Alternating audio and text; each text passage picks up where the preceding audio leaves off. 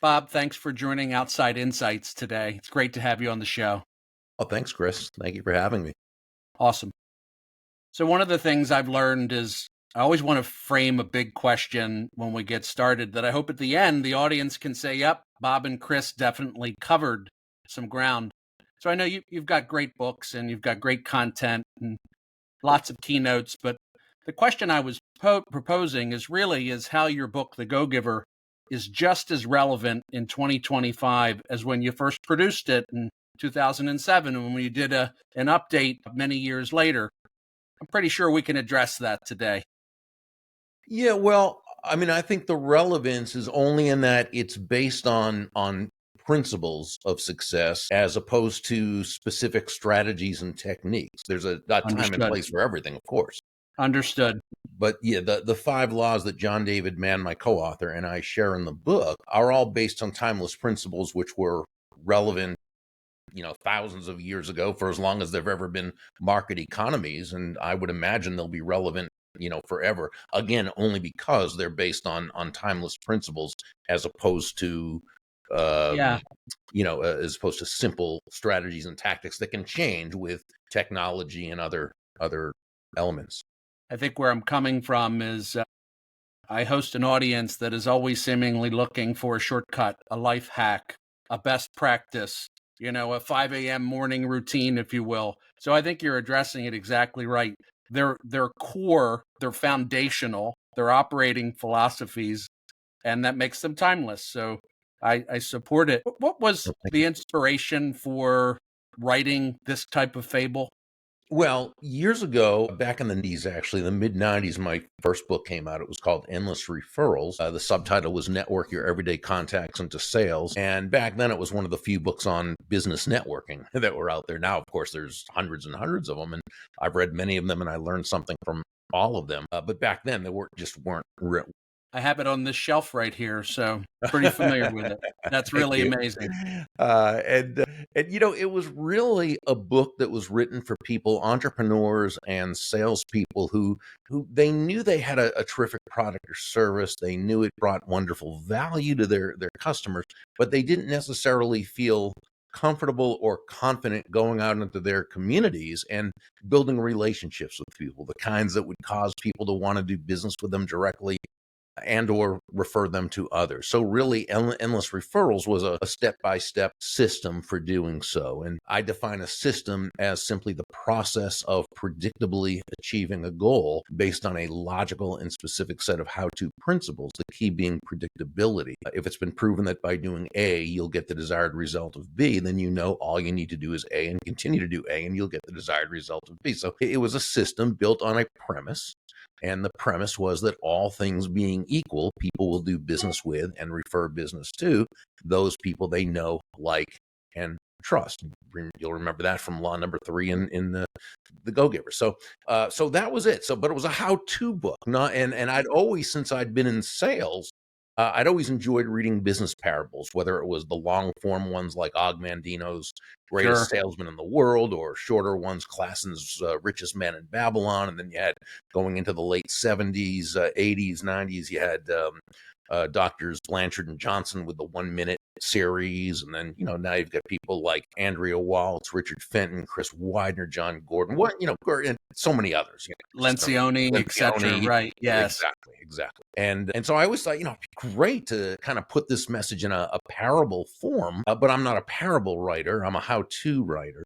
Right. And a speaker. And so I never did anything with it. And in the early 2000s, I met John David Mann. He was the editor-in-chief of a magazine I was writing a monthly column for. And even back then, he had a fantastic reputation as a brilliant writer and storyteller. And as I got to know John and saw his great character and his talent and just every fantastic human being, I thought, John is the guy who could do this. And so I just approached him about it. And I just asked if he'd be interested in being the lead writer and storyteller. And of course, John was a great entrepreneur in his time. I assume you had an outline that you've been carrying around for years, sort of a rough story of how you'd like to take. Yeah. Very, very rough. It was really nothing to, John was the guy who made this really happen. And so, Yeah. Okay. All right. Yeah, and so I couldn't have done. No, You got to have a good team around you, right? absolutely. And so, yeah, I always joke, when I say about it, yeah, I had this really rough idea of a story that would have gone nowhere, and Well, so, I got a John, lot of those in a big pile. so yeah, that's really how so the funny thing was that once John agreed to take this on, we wrote it, we put it together within a few months. That wasn't the hard part, but we went through over the course of the next year through 24 rejections from New York publishing houses before the 25th one, Portfolio, an imprint of Penguin Random House, took us on, and they turned out Don't to you be feel a like great anything partner. worth doing goes through that kind of vetting process? Like, not that 25 that's a lot, but There's been many more, yeah, Chicken Soup for the Soul went through 250 of them, I think, and there's all sorts of other stories. But yeah, you're right. Usually it's the good things don't just happen. you think it's because it didn't. I mean, it's hard to write a fable, but it didn't hit a mold. Do you feel like it didn't fit the classic of what a publisher expects? I think with some of them, I mean, what John and I did is we really did our best to keep our egos in check and Okay, listen to everything, all the feedback that our wonderful agent brought back. And what she did so well was that, because of her relationships with these publishers, that she was able to get terrific feedback. And with understood. some of them, it was, we're just not interested in the parable. We don't think parables are going to really sell anymore. Somewhere we just didn't like the story itself. Somewhere, well, we think it's got something to it, but we're just not sure of it yet. But what happened was, and this is the big one, at about the 22nd, third rejection, one of them said, I don't think they have a big enough platform. Now, as you know, when a publisher says platform, what they mean is how many people already are going to buy their books just because it's them, putting it out there. That's sort of the, Quite frankly, it's one of your principles. well, yeah. And well, here's the thing. I knew we had a good, but John and I both, we had a big enough platform. So, I always say when the shooter when the shooter misses the target, think of archery, right? Shooter misses the target. It's not the target's fault, okay? And so what that meant is that I did not communicate well enough the platform that we had. So we went back to the drawing board and produced a whole new video that she could take to to not to publishers to show them, to communicate the platform. And I think it was either the next one or maybe I guess the one after that, the 25th one, who said, "Oh yeah, that's a platform," and they See, liked the book, and and again, they just turned out to be a fantastic publishing partner. So the right one came about when they were supposed to. it's interesting is often thought that the publisher helps provide the platform in some ways, but they want a partnership. No, the publisher is, the publisher's a book printer Yeah. that, works on consignment in a sense, because if the books don't sell, they have to take them back. So, I have all respect for them, and that's fine, but their job isn't the promotion. Their job is to find a good book and publish it and make it look all good and so forth. But I will say this, our publisher Portfolio, most supportive publishing house I've ever worked with, in that, they let us seed a whole lot of books, got a whole lot of books out to a whole bunch of people who could get behind it and so forth. And they were wise, and they were great sounding boards. So they were, but we knew it's still ultimately it's up to the authors to promote a book. And just for, believe it or not, Bob, there are folks that haven't read The Go Giver yet. That's hopefully what we're doing here today. Is it's sold over 1 million copies. It's a top 10 suggested business read. It's a top 20 on a lot of lists in terms of things. So obviously that publishing house chose wisely with your platform, I would say. Is that if that's fair to say, I hope so. in so many ways. I know you've shared every story about how folks have applied some of the principles. So I can't, do you have a favorite couple that you'd like to share of how, and you've got so many people that follow you and follow the content, but what are some of the wins that you like to talk about related to folks that have enjoyed your book? Okay, so I love the question, and there's let me share with you one piece of feedback and then one success story that I think. Wonderful. So the feedback part, which kind of surprised John and I at the beginning, though maybe it shouldn't have, was the first adopters of the book were the very people who didn't need it, right? Because we got all sorts of emails from people who were leaders, industry leaders, top salespeople, national sales managers, people who built big organizations saying, what you two described in the book, the 5 laws, are exactly how I built my business, It was right? validation. Validation, right. Exactly. They were doing it long before they read the book. And so what they said is that nobody in my organization believes me when I tell them. And now, why is that? Because what have we all been brought up on? That businesses has to be cutthroat and dog eat dog, and you have to stomp on this other person, and it's win lose. Now, don't get me Bob, wrong. we're Joe. Exactly right, right. We start as Joe, right? We do. Okay. Exactly. Which Yeah. is why we named Joe Joe, because he was the average Joe, right? We've My all been goodness. Joe. And Yeah. so yeah, and so that was pretty cool. Then then the second adopters were, the ones who wrote back and said, "Oh yeah, I got this book from my, manager or my boss or my, whatever." So that was kind of cool feedback, right? Now, the success story that I think I love the most actually happened about a year after the book came out. It Okay. came out in early 2008. It was published in December 2007, came out in 2008. We get in that, and you'll remember this was during, well, you might be too young. I don't know, but No. I was running a business during '08. okay. So Well, this came out during the financial crisis, as you know, right? yes. And so this guy wrote to us. He's an entrepreneur. He's a roofer from the greater Pittsburgh area. And he says when the financial crisis happened, him and all his other colleagues, competitors, all of them, their business just fell flat. Now, it wasn't that people didn't still need their roofs repaired. It was that, they didn't know if they're going to have the money for it, and they couldn't wait to get the money back from the insurance, the whole thing, right? And it Yes. was just a mess. So he did what all the others did, and he said he tried to think of ways to give less value in order to make the same amount of money, working twice as hard and doing all those things, right? And he says, then he read The Go-Giver. And he said, wait a second, I've been going about this backwards. I need to find ways to add more value.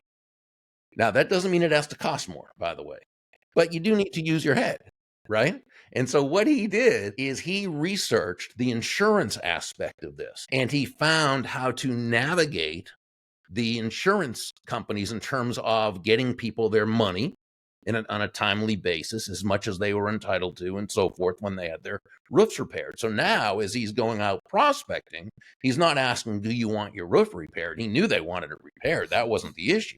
What he would say is, I'm going to be able to help you to get all the money that you have coming to you based on your policy, and get it without hassle, and get it in a very, very quick period of time, so you will not be out of pocket, right? Well, this was Understood. totally different, and he did great. And it was because, instead of thinking about himself, right, which human nature, we all do, he thought, how can I, in this time of financial crisis, how can I find a way to add more value to my customers? It's an extraordinary story. So I've been in business 30 years, Bob, and my business went from about 8 or 9 million to 1 million during that crisis.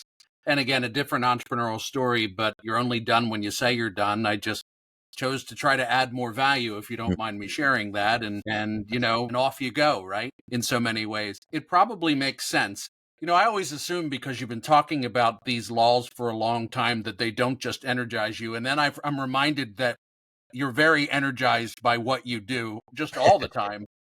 So how do you like to lay out the 5 laws so that people can consume them in this format? What's your preference to Oh, yeah. introduce them? Well, I mean, I think it always begins with understanding the basic premise. What do we mean by go-giver, right? Yeah. And it's really simply, very simple. It's that shifting your focus, and this is really, I think, where it begins with your focus, shifting your focus from getting to giving. Now, when we say giving in this context, we simply mean constantly and consistently providing immense value to others, understanding that doing so is not only a more fulfilling way of conducting business, it's the most financially profitable way as well. but not, not for some way out there, woo woo, magical, mystical type of reasons. Oh, just give and do good things and good. No, that's not what we're talking about. This is actually quite rationalist. It's very logical. When you are that person who can take your focus off of yourself and place it on serving others, discovering their needs, their wants, their desires, helping them to solve their problems and challenges, helping move them closer to happiness, people feel good about you. People want to get to know you. They like you. They trust you. They want to be involved. They want to be part of your life. They want to be part of your business. They want to be in relationship with you. They want to do business with you. And they want to tell the world about you. They want to be your personal walking ambassador. So it all really begins from there. And the 5 laws, the laws of value, compensation, influence, authenticity, and receptivity all work right off of that basic premise. So it's so hard because, as your book says, and as I experience, I'm a go-getter. You don't understand, Bob. I got a quota. I gotta make these calls this week. I've got to hit this target this month, right? Like, won't that slow me down? Yeah, so let's look at that, because again, it's another great point. First, we would say a go-getter we'd say the opposite of a go-giver is not a go-getter. We love Okay. go-getters because, Right. it's always, goes back to how you define a term, but we look Sure. at Of course. go-getters as people of action, right? Understood. And, you, me, everybody watching this, we're all business people. And if there's one thing we all know, it's that you can have the nicest ideas, best thoughts, greatest of intent, but unless action's put into the mix, well, nothing's going to happen. It simply cannot happen. So we would say be a go-getter, person of action, and a go-giver, somebody absolutely laser focused on bringing immense value to others. We'd say the opposite of a go-giver is a go-taker. And I Okay. think that's who you're describing, that person who is absolutely focused on themselves, focused on the money, not as focused on what they're bringing to another person. So now it brings up the question that you asked. Well, okay, in the real world, not the world we wish it would be or should be or could be, but in the real world, isn't it that person who's like, who's looking to take, aren't they the ones who are going to make the most money quickly? And I would say not at all, but let's walk through why that is. Okay. Let's say you're the prospect and I'm the salesperson. Okay. That's fair. And I'm tough, I so good luck, right? and I really need the money. Okay. And so, forget about this go-giver stuff. That's for after I already have the money and I can focus on others. Hey, I'm Right now, successful, then I'm I just, can do all that yeah, stuff. that my goal is to get your money. Okay. So we're in a sales conversation and, I'm asking you questions because I've been taught to do that, but I'm not really listening to what you really are looking to accomplish as much as I'm just trying to listen in order to get some information, some intel so that I can sharp angle you into a close in a little Yeah, bit. When you absolutely. have an objection, yeah, I know how to answer the objections, but I'm a little defensive about these objections. Why? Well, because your objections, Chris, are standing in the way of my money. And so even though I Oh, go and by through the the way, I feel motions, that. I feel that, Bob, when yeah. yes, you do, no matter how I try to cover it up, right? And Mhm. so and by the way, I answer the surface objections, which may or may not really be the true objections. I'm not right. And so we'll talk about that in a moment. And then I'm closing early and I'm closing often. Right. Now, by the time I ask for the order, are you more likely or less likely to feel as though I have your well being at heart? And are you more likely or less likely to want to buy from me right now? And I think I'm most not people, feeling win-win, and right. I'm feeling like I wanna tell a little white lie because I can't really tell you the truth about how it felt to be with you. Yeah. And so that's sort of what happens a lot in those situations. Now, let's take the same situation. I still, yeah, I need the money. Okay. But I'm going to realize something. And by the way, just as an aside here, I used to say this whenever I spoke on stage live for years in front of large groups of salespeople. I would begin by saying, nobody's going to buy from you because you have a quota to meet. I have a boat payment to make, Right. I They're not going to yeah. buy from you because you have a boat payment, and they're not even going to buy from you just because you're a really nice person. They're going to buy from you because they believe that they will be better off by doing so than by not doing so, which is the only reason anyone ever should buy from you or from me or from anyone else. So I'm going to now, go into the sales conversation And what I'm going to do is I'm not going to deny my self-interest. I'm a human being, of course. I'm self-interested, but you know what I am going to do being a professional? I'm going to put that self-interest to the side because I'm realizing that that self-interest does not serve anyone. It's not going to serve me, and it's not going to serve my prospective customer or client. Okay. So now I'm going to ask you questions and I'm going to listen. And I'm going to really listen in order to discover what you need, what you want, what you desire. I'm going to look for those areas that might be a weakness that I can help you through some insights I can help you to mitigate, or some strengths you may not even recognize you have that I know I can maybe help you to be able to leverage. It's only when I'm absolutely certain that I understand what you need, want, and desire that I'm going to then match the benefits of my product or service with those needs, wants, and desires. When you have an objection, I'm going to welcome that objection.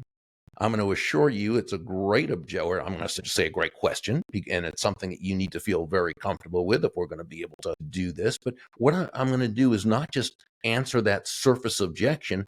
I'm going to work within that objection and bring it back so that you and I can discuss and discover what exactly is the root cause of the objection, right? And then together in partnership, we're going to work through it. Okay. Now, Yes. by the time I get to the end of the sales conversation, because in my discovery, I was able to really determine exactly what it is you want, needed, and so forth. I'm simply going to ask you to take action on something that you've already told me that you want to do. Understood. And at that point, you also really understand that I have your best interest at heart. Now, my question would be, are you more likely or less likely to want to do business with me right now? Most Much people more would probably, interested yeah. too. And so that's why when people say, well, yeah, I get this go giver thing, but isn't that more long term? No, it's not. It's, well, it's long term, it's short term, it's midterm, it's medium, what have you.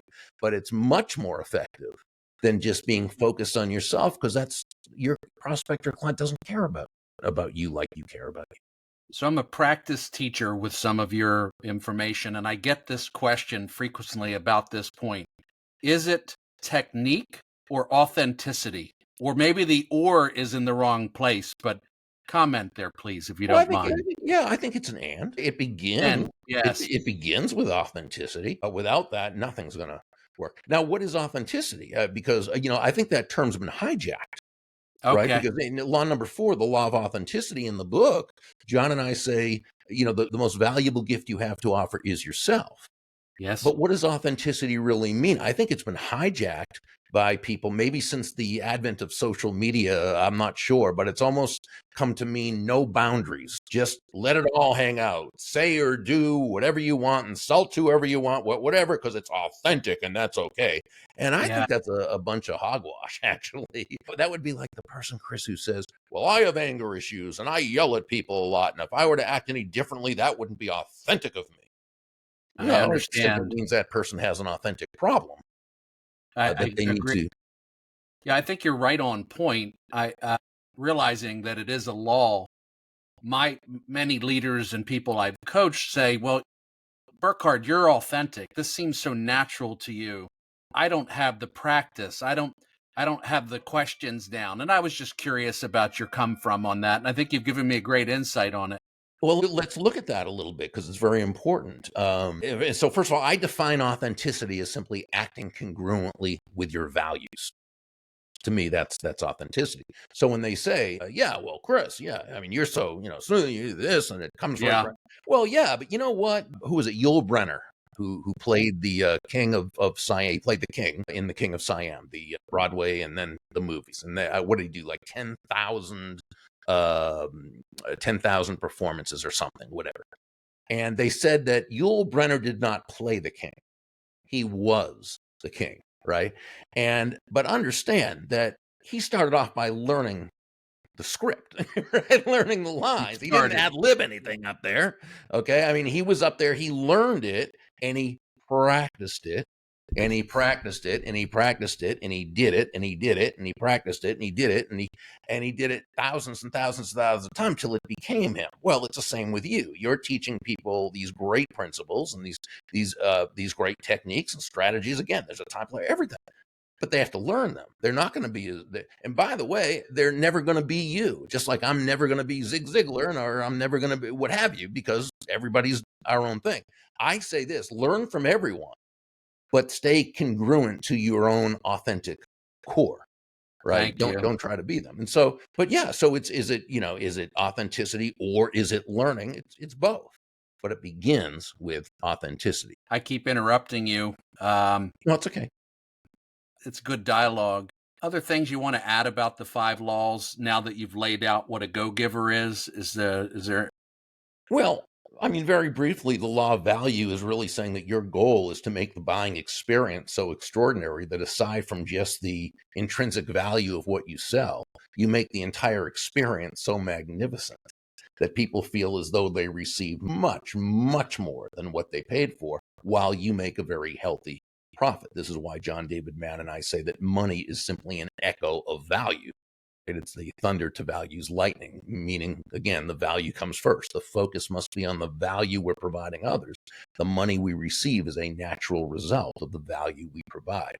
Law number 2, the Understood. law of compensation, says your income is determined by how many people you serve and how well you serve them. So value represents your potential income, but law of compensation is your actual income, because it's how many lives you impact with that value, which is one reason why we're such advocates of a referral-based business. Law number 3, the law of influence, says your influence is determined by how abundantly you place other people's interests first. No, not in a self-sacrificial or doormatty or martyrish way. No, it's understanding, as again, as we spoke about earlier, and as Joe learned from several of the mentors, the golden rule of business, of sales, is that all things being equal, people will do business with and refer business to those people they know, like, and trust. And there's no faster, more powerful, or more effective way to elicit those feelings toward you than by genuinely and authentically moving from an I focus or me focus to an other focus, looking to, as Sam, one of the mentors, shared with Joe, make your win all about the other person's win. We discussed authenticity, and then the last one is receptivity, which says the key to effective giving is to stay open to receiving, meaning that, it's understanding that, sure, you breathe out, you also have to breathe in, right? Breathe out carbon dioxide, breathe in oxygen, breathe out, which is giving, breathe in, which is receiving. Giving and receiving they're not opposite concepts. They're simply two sides of the very same coin, and they work in tandem. Now, unfortunately, the world around us gives us a very different message. It does. Yeah, there, as my colleague and friend Randy Gage says, we get so many anti-prosperity messages thrown at us all the time. Yet it's an abundant world. And it's an abundant world, of course it is. But we need to be able to accept that abundance, which is why I believe people should make a study, an ongoing study of prosperity. And there's so many great teachers out there and so forth. So yeah, it's understanding that, yeah, you focus on the giving of value, right? And you allow the receipt. That's a great reminder. I know you have if you don't mind, you have a new book out. Would you make a comment or two about your most recent?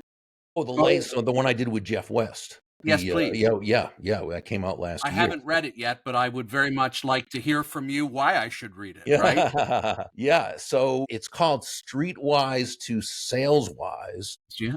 Become objection proof and beat the sales blues. And let me explain the title. Streetwise to Saleswise. It takes place in New Orleans, and one of the characters is a street busker. So she's a musician that plays on the street, plus one of the characters that came from the streets originally, and then become objection proof, beat the sales blues. Well, the sadness of objections sometimes that people have, but also the blues. New Orleans being, the home of the blues. So I co-authored that with Jeff West, who was a world champion salesperson and sales manager, sales leader for 20 years. He's just brilliant, and he's a great storyteller. And once he retired from insurance, he began to write and he's a student of John David Mann's, my Is he really? co-author from Okay, the book. Yeah. understood. So yeah, so it's really kind of funny how it's all worked out. But Jeff was a client of mine years and years ago, and he referred me to probably half of all the company, the regions of the company he was working for. So we go back a long way. So this book, it's a fun book. If anyone's been to New Orleans, they'll recognize a lot of what's happening and so forth. Jeff and his wife are huge New Orleans fanatics, so they live in Houston, but they're in New Orleans a lot. And the story is really about a sales guy who really learns that, again, it's that when you can place your focus on serving, that's ultimately when you come out ahead. You're immensely successful. What drives you? There's got to be some well that you're drawing upon that you continue to bring such energy to the things that you're passionate about. Where's it coming from? Thank you. And it's amazing to me, Oh, I appreciate that. I mean, I think I have a desire to inspire people. I think that's what I was put Yes. here on earth to do. And, So you it's know, not work. I mean, I love it. There's some stuff about it I don't, but basically, yeah, I'm very blessed. I love what I do. I did take myself off the road. So for the last 2 years now and forever, as far as I'm concerned, as long as I'm here on earth, I will not be stepping on airplanes to go places to speak. Understood. Yeah, That's a gift I in and never of did like itself. that. Huh? That's a gift in and of itself to get off the road. Yeah, well, I'm 67, and it's like as I started to get older, and not only did I not like the travel anymore, because I never really enjoyed that part of it. I'm really a homebody, and but I always did it because you had to. I was a speaker, and I spoke at events, and I was good, but I wasn't that good. They weren't going to come to me, so I had to to go to them. But as I started getting older, flying actually started to hurt. Yeah. Finally, a few years ago, I was like, nah, we're through with So, that portion. Bob, I know our time is brief. I have a couple of just kind of fun Sure. questions that I ask every guest. Would you mind just playing with me? Were a couple of them? I will give it my best. Okay. What advice would you give your 21-year-old self, Bob? That one's easy. It would be young Burg, shut up, stop talking, and listen.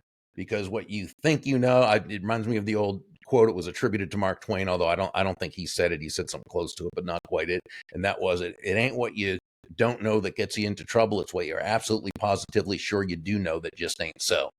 And Wow. and that was me. That's going in show notes. It's going your quote and Mark's. We're going to find the quote there because I do believe Mark, obviously one of the. He said something similar to it, even though he didn't say that. But he was so brilliant. It sounds very Twainian. It sure does. We've been talking books.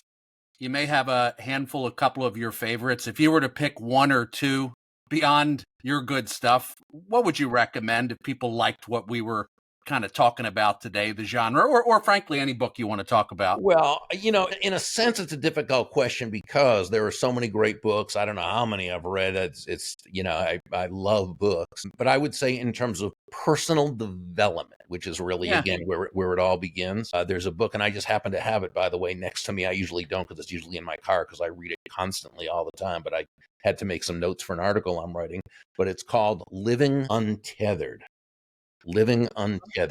Beyond the Human Predicament by Michael A. Singer.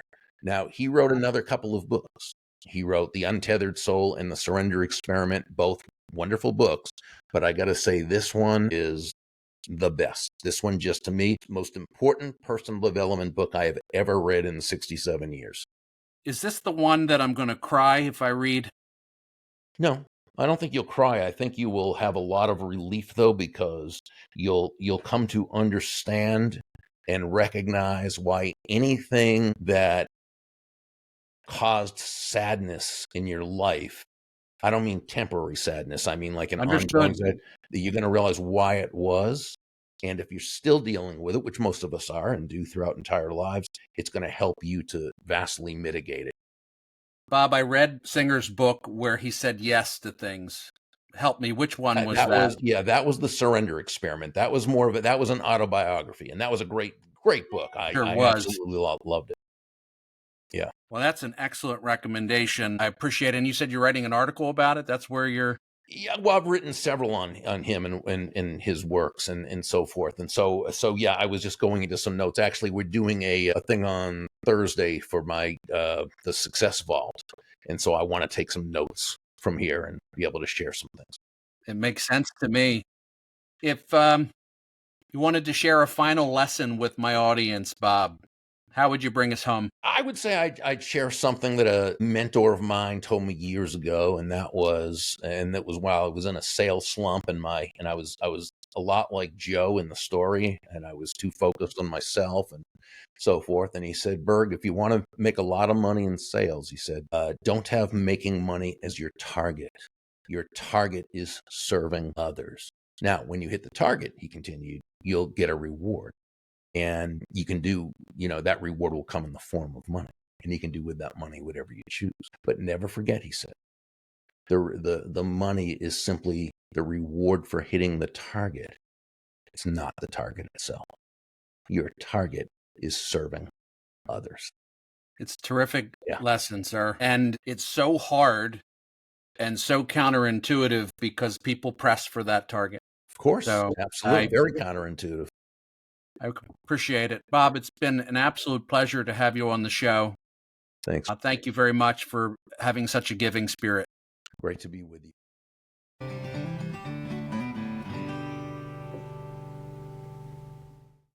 Last year, my dad, Alan Burkhardt, and I released our book, Opposite the Crowd. It's January 2024, and we've released the paperback version of the book, and it's now available on Amazon, along with hardback, Kindle, and audio formats. We've adjusted the price to be more accessible for everyone. On Audible, it will cost you a credit, or you can pay outright. If you'd like to get the audiobook a little cheaper, you can look at Spotify and other outlets that sell audiobooks. We have the links to where you can find it in the show notes, so take you straight to it. And Opposite the Crowd. If you want the life you want, you got to know who you are.